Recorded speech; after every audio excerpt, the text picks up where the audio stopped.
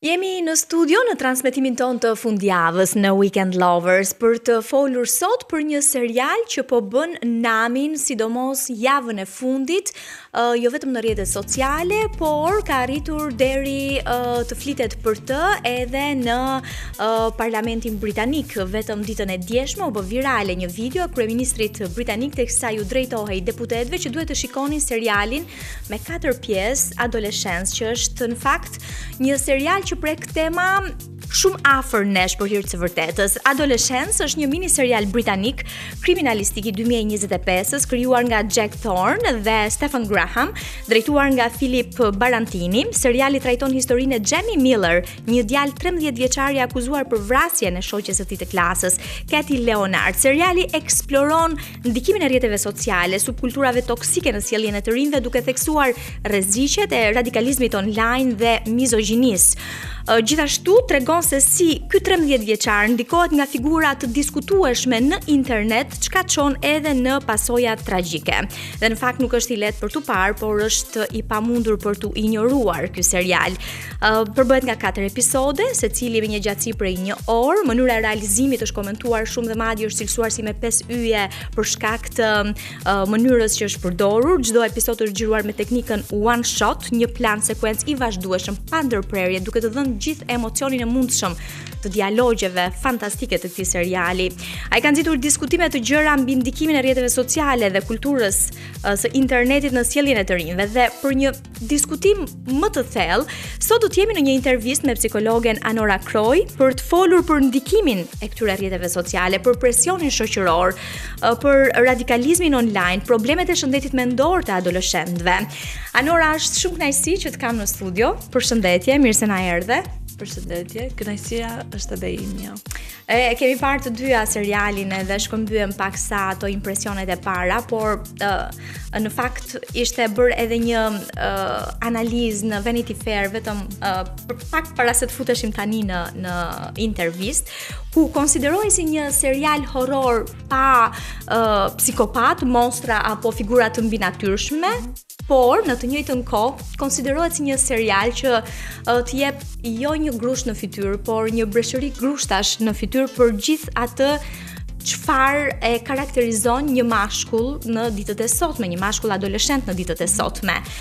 Dhe kur flitet për adoleshencën, maskulinitetin toksik, bullizmin, zemrimin, incelët, mizogjinin, a jemi të gjithë të përfshirë? Dhe çfarë po ndodh sot me adoleshentët modern të ditëve ku po jetojmë, Anora? Po, kjo është shumë tepër e bukur. Përtej filmit që natyrisht ka pasur shumë ndikim, edhe si thua përveç faktit që ka pëlqyeshmëri, por ka shumë reflektim tek opinioni publik, edhe jo vetëm tek prindrit. Ndonjëherë, siç e thamë dhe diskutuam edhe më parë, Parlamenti Britanik ka folur për këtë gjë, sepse është vërtet një film që të bën të reflektosh, të bën të kuptosh. Është një film i cili të bën të kujtosh dhe të mendosh çfarë po ndodh me adoleshentët, ku jemi ne si shoqëri, a jemi mjaftueshëm mirë apo bëjmë gabime dhe si duhet i përmirësojmë këto gabime. Po, është e vërtetë, dhe në një farë mënyre indiferenca e shoqërisë ndaj problemeve të adoleshentëve mund të sjellë pasoja tragjike. A janë duke ndikuar këto rrjete sociale në formësimin e personalitetit dhe sjelljes së tyre? Kur flasim për adoleshentët, është pikërisht mosha kur ata krijojnë identitetin e tyre dhe shkëputen nga fëmijëria, nga një moshë e cila ka kujdesin e prindërve, mbështetjen, dhe hyn në një rrugtim të ri i cili i transformon si nga ana fizike, po ashtu dhe nga konceptet psikologjik ose zhvillimi vet neural i trurit nuk është më i njëjti, dhe prindrit këtu fillojnë shqetësohen çfarë po ndodh me fëmijët tanë. Është pikërisht ky vrulli i madh i ndryshimeve që i bën adoleshentët të sillen në atë mënyrë që sillen. Zakonisht e kuptojmë që në ditët e sotme rrjetet sociale, mediat, mënyra se si pëlqejnë edhe çfarë ndjekin indikon shumë në gjithë sjelljet e tyre dhe natyrisht në atë çfarë ata mendojnë, se përpara se të sillen ata mendojnë, por ajo çfarë ne shikojmë shkon tek sjellja. Ne duhet të jemi disa hapa përpara, dhe të jemi më afër tyre. Kur them ne, flas për prindrit, për shoqërinë, për gjithë institucionet shtetërore, sidomos ato të edukimit, padyshim edhe mbi të gjitha, dhe marrëdhënien midis adoleshentëve nuk duhet ta lëmë mënjan, sepse është shumë e rëndësishme, sepse është pikërisht momenti ku ata tregojnë kush janë, formojnë grupet e tyre, tregojnë interesa, ndonjëherë gjë që nuk e kanë shprehur në familje e gjejnë këtë tek grupet shoqërore, dhe ndonjëherë këto grupe shoqërore janë kështu siç e thatë ju, online ose tani po shkëpute. Idealisht asgjë incelët është një prej komuniteteve, një individ, pjesë e komuniteteve online, të cilët ndihen të patërhequr nga gjinia e kundërt. Po është vërtet është diçka tepër shqetësuese, po ndodh ditët e fundit edhe gjithmonë më shumë grupe të ndryshme me prirje seksuale që bëhet qëllimi i grupit për të ndarë, për të shpërndarë emocione, momente, gjëra që ata vërtet tërhiqen. A ka ndonjë shenjë paralajmëruese që një adoleshent mund të jetë duke u ndikuar nga këto kulturat rrezikshme online dhe si mund të ndihmojnë prindrit, mësuesit apo kushdo që është afër tyre për të parandaluar këto pasoja? Kushdo që është afër një adoleshenti, duhet të jetë një dorë e zgjatur. Unë them gjithmonë këtë edhe kur kam komunikim të vazhdueshëm me prindrit. Tek filmi ishte një moment meqense ne i referohemi patjetër dhe besoj shumë prej nesh e kanë parë. Kur siç e diskutuam edhe bashkë këtë pjesën që nëna e tij nuk e kishte vënë re që dera e dhomës përveç se mbyllej, drita fikej shumë orë më mbrapa, dhe ajo nuk e kishte vënë re, ama gjatë komunikimit më mbrapa dhe me psikologin, që është një komponent shumë i rëndësishëm që në kulturën tonë po vjen normalisht, por duhet i japim rëndësinë e dur, dhe ndoshta kjo intervistë është sensibilizuese për këtë gjë. Edhe natyrisht për fokusin të adoleshenti, kishte vënë re që janë disa sjellje që prindi padyshim që i shikon, por nuk i shikon në mënyrë të kujdesshme. Dhe bëhet i vetëdijshëm më mbrapa dhe thot wow, ka ndodhur kjo gjë. Po, ky është një prej dialogjeve me bashkëshortin më brillant të brillant të filmit. Sepse Chelsea, për të rritur një adoleshent, një fëmijë që më vonë do të jetë një i rritur, ne duam të gjithë të kemi të rritur të shëndetshëm. Po gjë që po ndodh është pak shqetësuese sepse shikojmë të rritur që janë asocial, atipik, me disa sjellje të cilat prindrit i shqetësojnë. Dhe pikërisht këtu fillojnë prindrit të alarmohen dhe të ndezin atë butonin e kuq. Por ajo çfarë është e rëndësishme është që komunikimi i prindërve nuk duhet të mungojë midis njëri tjetrit dhe midis adoleshentëve. Duhet të jenë shumë të hapur në komunikim, shumë mirëkuptues, të jenë të lirë edhe mos të kenë frikë. Shpeshherë prindrit kanë frikë. Kanë frikrat e tyre që ua transmetojnë atyre. Dhe ata padyshim janë shumë inteligjentë dhe këtë e nuhasin, e kuptojnë. Dhe kjo bën që ndoshta ato të tërhiqen dhe mos të jenë më pjesë e komunikimeve, e tryezave, e takimeve, e daljeve familjare dhe i bën të shkëputur. Dhe kështu në një farë mënyre kjo ura e shëndetshme që duhet të ndërtohet, kjo po ndërpritet. Dhe kur ura ndërpritet, fillojnë problemet. Po, është e vërtet, është shumë e vërtet kjo. Edhe madje edhe një prej sugjerimeve të gjithë analizave që janë për këtij seriali është që po shikohet si ky serial si një urë lidhse midis prindërve dhe adoleshentëve për ta ndjekur. Madje shumë e bukur, po shikoj dhe po dëgjoj që shumë prindër e kanë ndjekur dhe ata impresionohen më shumë nga filmi, sepse adoleshentët ndoshta e dinë atë gjë që ndodh dhe përjetojnë, kurse prindrit ndoshta shikojnë pjesën reale, çfarë ndodh me një adoleshent, gjë që në përditshmërinë e tyre ndoshta mund ta bëjnë skip ose ta neglizhojnë ose t'ia lënë këto kujdesin gjyshit ose një kujdestari tjetër edhe nuk bëhen pjesë e përditshme e një adoleshenti, por është shumë ndryshe kur e kupton nëpërmjet një filmi dhe akoma më ndryshe kur e përjeton. Dhe kjo është pikërisht që ato tani vjen herë në rolin e tyre, herë shikojnë, identifikohen me prindrit e filmit. Anora, si një psikologe klinike do ta sugjeroje që prindrit ta shikonin vetëm apo bashkë me fëmijët e tyre adoleshent këtë serial? Kjo do t'jetë një zgjedhje që u takon natyre, sepse varet se si i përjetojnë ose se si e kanë mundësinë për ta ndjekur filmin, por është e mira që çfarë do lloj mënyre që zgjedhin, qoftë për ta parë individualisht prindrit ose fëmijët më veçmas, por ose aq më mirë kur ata mund ta shikojnë bashkë, sepse mund të kenë ato reagime direkte që i marrën aty për aty me fëmijët e tyre, me adoleshentët, por është e mirë ta diskutojnë filmin. Ta diskutojnë me adoleshentët, të ulen me fëmijët e tyre dhe të pyesin për filmin, sepse ndoshta kjo mund të bëhet një mënyrë për të ndërtuar lidhjet me fëmijët e tyre, me adoleshentët. Po.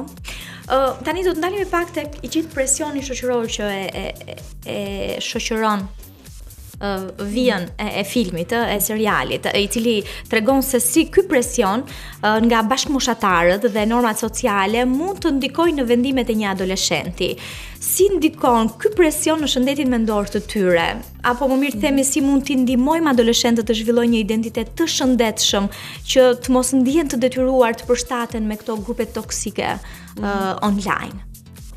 Atëherë vetë adoleshenca është krijim identiteti dhe pikërisht do të thënë identiteti seksual, po ashtu në ato çfarë ato besojnë, ato çfarë në presionet që vazhdimisht ballafaqohen dhe ky është një moment kyç i gjithë zhvillimit psikologjik. Seriali trajton në këtë periudhë ndonjëherë konfuzionin që e shoqëron drejt një formimi të një identitetit të qëndrueshëm. Dhe adoleshenti natyrisht duke qenë në gjithë këtë vrull dhe presion psikologjik, social, ndonjëherë familjar, mos kuptimi në disa rrethana të caktuara, konfuzohet dhe kjo është shumë e drejtë. Okay. Dhe prindrit duhet të jenë shumë afër tyre dhe për të kuptuar çfarë po ndodh dhe si do ta ndihmojnë, sepse nuk është vetëm të kuptojmë problemin dhe të themi po fëmia im po del nga shinat, e dëgjojmë nga prindrit në kontekstin shqiptar se si shprehen, nuk di si t'ja bëj, çfarë vetë prindi me fëmijën do të di se si do ta zgjidhi problemin, nëse vërtet do duan, sepse duhet ta duan vërtet këtë gjë, duan ta duan fëmijën me gjithë çfarë ka i brenda tij. Fëmia e tyre është brillant. Çdo fëmijë është i unik, i bukur, i gjithanshëm dhe duhet vërtet të kuptojmë kush është fëmia e tyre, çfarë do adoleshenti dhe duke u fokusuar kaq shumë në identitetin e tij, në të brendshmen e tij, neve e shkëpusim nga kjo bota e vrullshme, sociale, mediatike, presionet e vazhdueshme. Prindi duhet ta gjejë këtë rrugë dhe duhet ta gjejë në mënyrë të shëndetshme dhe të bukur, pa e intimiduar, pa e presionuar fëmijën ose ndonjëherë pa e larguar nga vetja, por t'ja lejoj vetes si përgjegjësinë, po ashtu edhe dashurinë për fëmijën. Është gjë e bukur kur adoleshenti rritet, sepse bashkë me të rritet e prindi dhe ndonjëherë prindi kupton që tashmë gjërat po ndryshojnë. Shumë gjëra që i ka dhënë shpjegim prindi dhe ja ka shpjeguar çdo gjë fëmijës, ndodh që fëmia tani ka shumë gjëra të reja dhe ndonjëherë prindi mund të ndihet inferior ndaj fëmijës së tij, ndaj adoleshentit. Dhe nuk ka asgjë të keqe ta ndihesh këtë. Ja them çdo prindi këtë. Fëmia, adoleshenti po tregon që po rritet dhe kjo është një shenjë e mirë për ty. Bëu pjesë e rrugëtimit të tij dhe mos e shkëput veten nga gjithë kjo mrekulli do ta quaj, sepse është më pëlqen shumë si e quan, më pëlqen shumë vërtet. A është rritur interesi i prindërve shqiptar nga viti në vit, të cilët kërkojnë konsulta për mënyrën se si duhet ti kuptojnë edhe të sillen me adoleshentët e tyre, me fëmijët adoleshentët e tyre? Po, është rritur edhe kjo është gjë e mirë.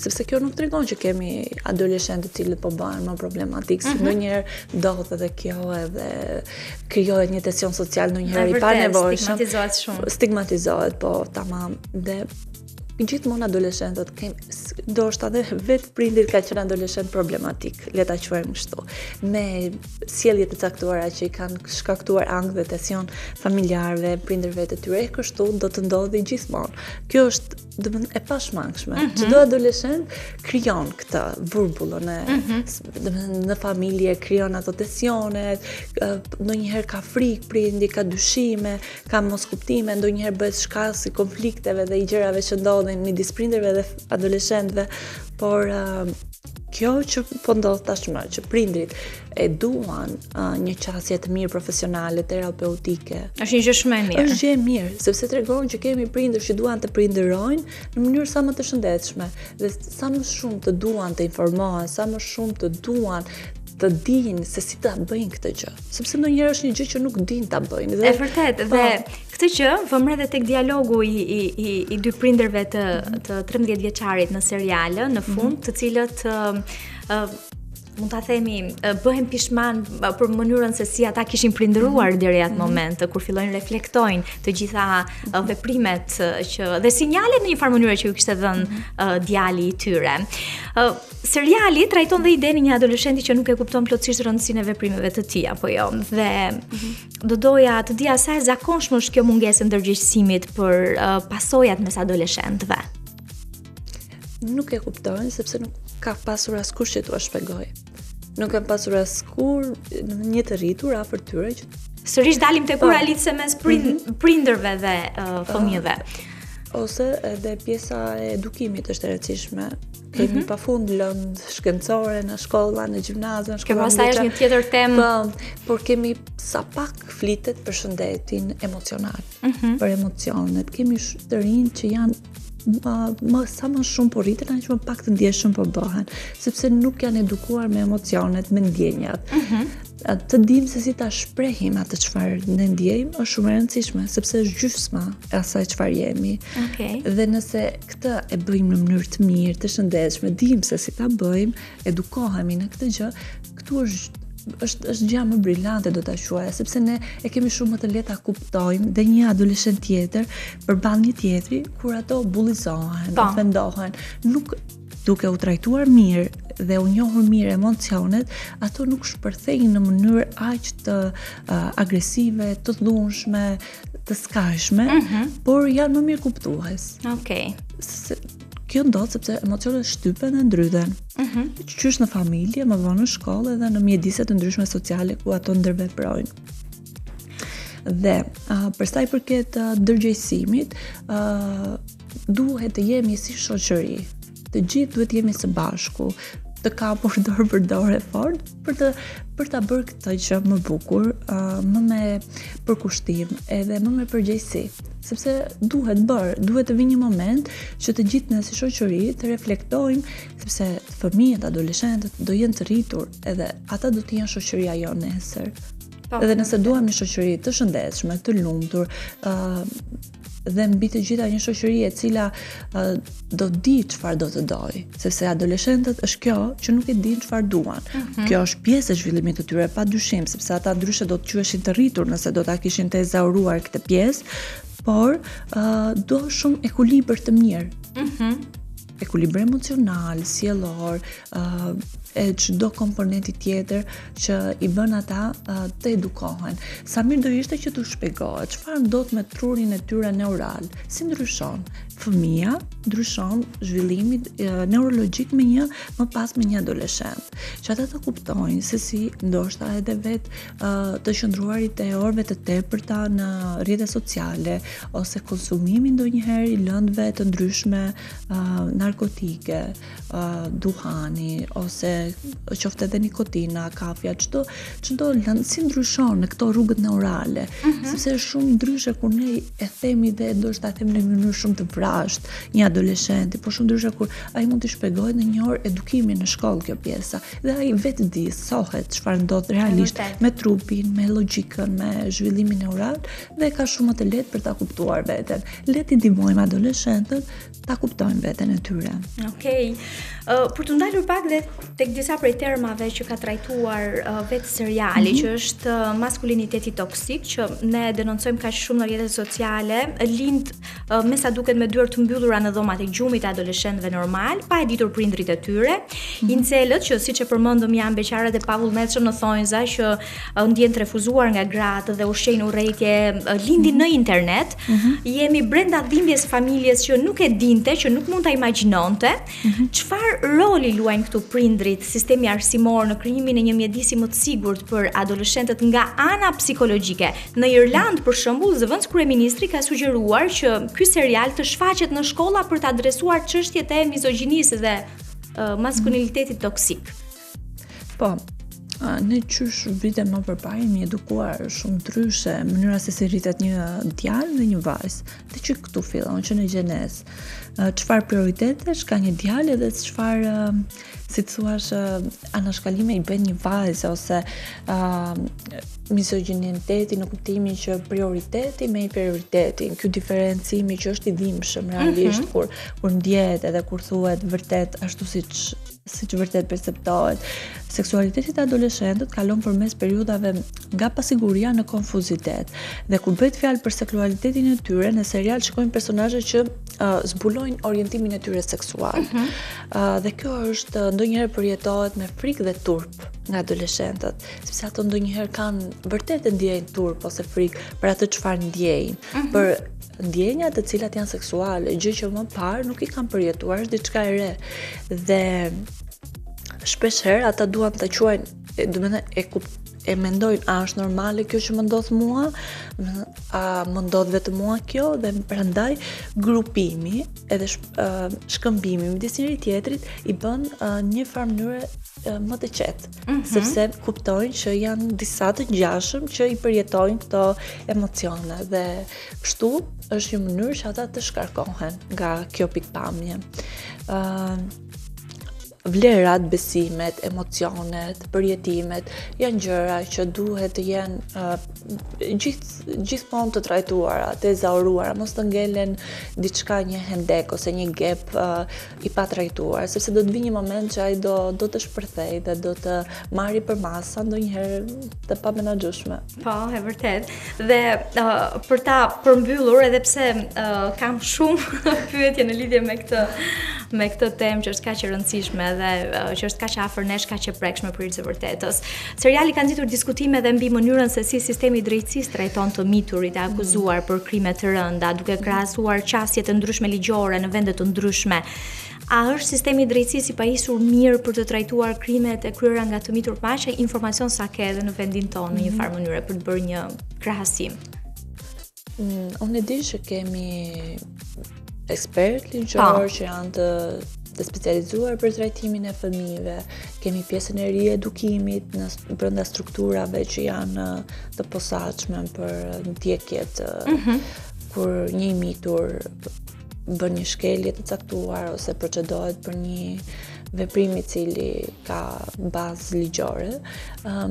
E di që ka dhe psikologë që punojnë, e di që normalisht çdo profesionist bën më të mirën e tij, por ndonjëherë kapaciteti ose ajo mundësit ose gjithë mjedisi ndonjëherë mund të bëhet pak disfavorizues në këto raste, sepse përpara se të shkojmë tek të ndodhi kjo, ne duhet të jemi pjesë e një procesi i cili duhet jetë mbështetës. Është shumë e rëndësishme mbështetja dhe padyshim pasi një i mitur është një proces ligjor, duhet të ketë një mbështetje shumë të mirë psikologjike. Mbështetja psikologjike është çelësi i gjithë mënyrës se si do të përjetoj më mbrapa situatën e tij. Dhe aty është në një moment që të afërmit nuk i ka pranë prindrit, shokët, familjarët e tjerë, ka vetëm një grupim të caktuar që janë shumë të ngjashëm me të, që kanë bërë gabime dhe gjëra të natyrës që janë të ndëshkueshme nga ana ligjore, dhe roli i psikologut, i punojësit social duhet jetë shumë afër tyre, për të qenë mbështetje shumë e mirë emocionale, menaxhim shumë i mirë i rasteve, sepse ka raste që mund të përjetojnë kriza të forta, identiteti emocionale dhe ato duhet të referohen pastaj edhe te psikiatrët infantil, sipas grup moshave që janë, që mos të mbetet një gjë e patrajtuar, edhe sepse kemi shumë pastaj të rritur që pasi kanë ruajtur dënimin e tyre, më pas e kanë shumë të vështirë rehabilitimin social edhe. Dhe këto që përmende mund të jenë një qasje e duhur e rehabilitimit në shumë raste të tilla të adoleshentëve që bien pre e këtyre, le të themi, incidenteve, ndoshta edhe jo me bazë ligjore, por që duhet një qasje ndryshe për t'i përjetuar sa më lehtëshëm. Patjetër. Ta adoleshent. Një mesazh të fundit për gjithë ata prindër që janë duke na ndjekur tani për këtë serial kaq le të themi bombastik në një farë mënyre që na ka përfshirë të gjithëve.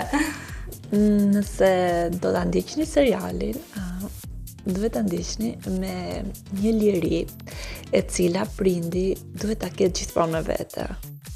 Në çdo moment të rritjes dhe të menaxhimit të një adoleshenti, aty do të kuptojë çdo prind sfidat që ka, mënyra se si dhe prindrit e tjerë i kalojnë po ashtu si ai. Por mënyra e menaxhimit është e bukur, është një shembull i mirë që prindrit duhet ta marrin, pse jo ta huazojnë dhe ta përditësojnë në jetën e tyre. Prindër, ndiqeni filmin nëse vërtet dëshironi të merrni një eksperiencë të bukur edhe të kuptoni një dimension të ri të adoleshentëve që ndoshta ndonjëherë e neglizhoni.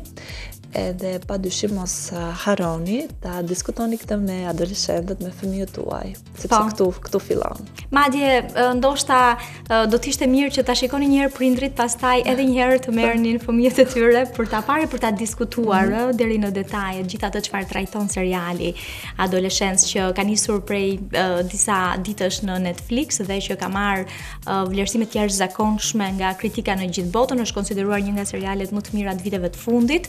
Dhe pa diskutim që ky serial nuk është vetëm një histori tronditse për cilën folëm gjatë me Anorën në këtë intervistë, por besoj është dhe një thirrje urgjente për të mbushur këto boshllëqet midis brezave. Besoj, kështu që do të ishte një zgjedhje shumë e mirë në listën e të gjithëve për të ndjekur në këtë periudhë. Anora, unë të falenderoj shumë që ishe në studio me ne këtë fundjavë. Dhe besoj të kemi mundësi të tjera për të takuar edhe për të folur për tema ndoshta më të bukura se kaq. Ishte shumë kënaqësi edhe për mua të isha këtu me ju. Okej, ne do të bëjmë një shkputje muzikore dhe do të rikthehemi sërish në studio.